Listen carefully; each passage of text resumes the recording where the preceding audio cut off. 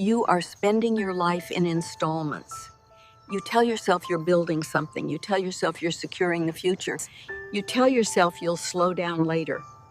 I have been a nurse for over 4 decades. I've worked in private homes, long-term care facilities, and for several years in end-of-life care affiliated with Mayo Clinic.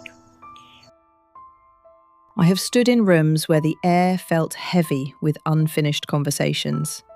I have adjusted oxygen masks at 2 a.m. I have listened to breathing slow down.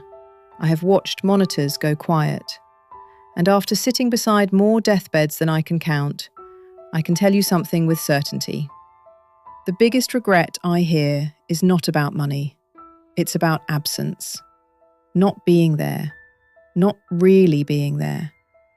People imagine that dying patients talk about dramatic things, lost fortunes, missed investments, rivalries. They don't. They talk about ordinary Tuesdays. They talk about dinners they skipped. They talk about phone calls they postponed. They talk about moments they assumed would still be waiting for them. Let me tell you about Daniel. Daniel built a logistics company from nothing. By the time he was 62, he owned 3 homes and employed hundreds of people. He was proud of what he built, and he should have been. But when I met him, he was in a hospital bed overlooking the ocean in California, terminal pancreatic cancer, weeks left at most. One evening, while I was helping him sit up, he said something very quietly. He said, "I thought I was buying time. I was actually selling it." He had 2 daughters. They loved him, but they didn't know him.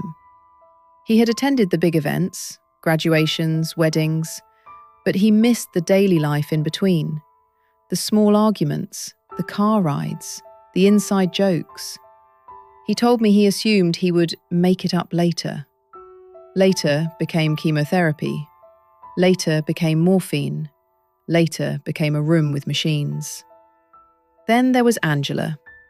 Angela wasn't wealthy in the traditional sense. She was a senior partner at a law firm in Chicago.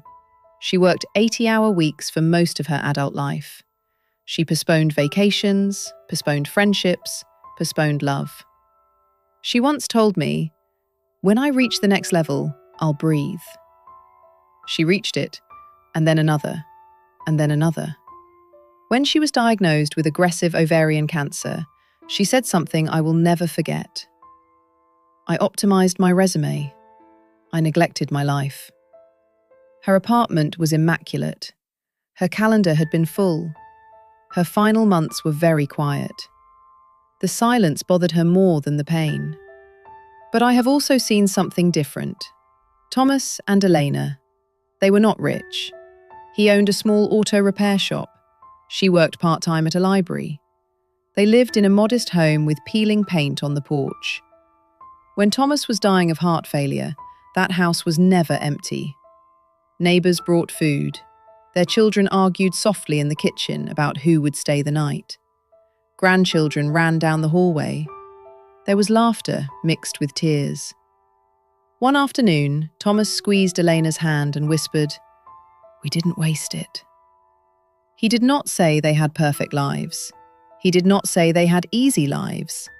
He said they didn't waste it. There is a difference. I am not naive. Money matters. Security matters. Medical bills are real. Rent is real. College tuition is real. I grew up in a household where we counted coins for groceries. I understand what instability does to a family. But there is a threshold. After that point, what you are sacrificing costs more than what you are earning. And most people do not realize when they cross it, because success is measurable. Connection is not. You can track income. You cannot track how many bedtime stories you skipped. You can measure quarterly growth. You cannot measure the slow drift of emotional distance. So people focus on what they can count and ignore what they can't, until they are lying in a bed with nothing left to count. I have asked many patients the same question near the end. If you had one ordinary year back, no fame, no upgrades, just a simple year, what would you do differently? Not one person has ever said, "I wish I had spent more time at work." Not one. They say, "I would have taken the trip. I would have forgiven sooner. I would have been home for dinner. I would have called my brother.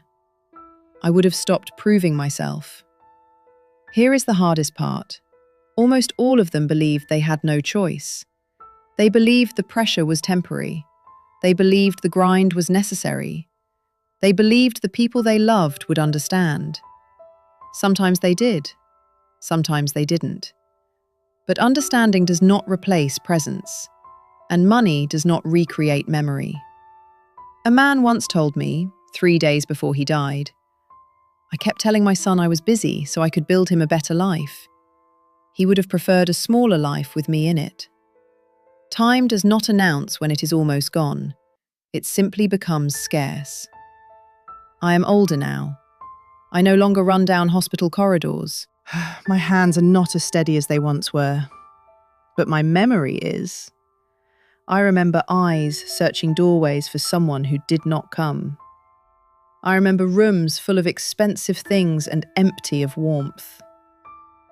I remember the relief on faces that were surrounded by love. You still have something most of my patients no longer have. Choice. You can decide that 1 more hour at the office is not worth 1 more memory lost. You can decide that success includes presence. You can decide to sit at the table instead of constantly chasing a larger one. The biggest regret I see at the deathbed is not failure. It is misplaced priorities, misplaced life. And almost everyone realizes it, just a little too late. Your life is not waiting in the future. It is happening in the ordinary hours you are tempted to trade away.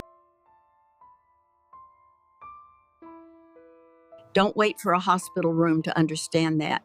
Go be where your life actually is while you still can.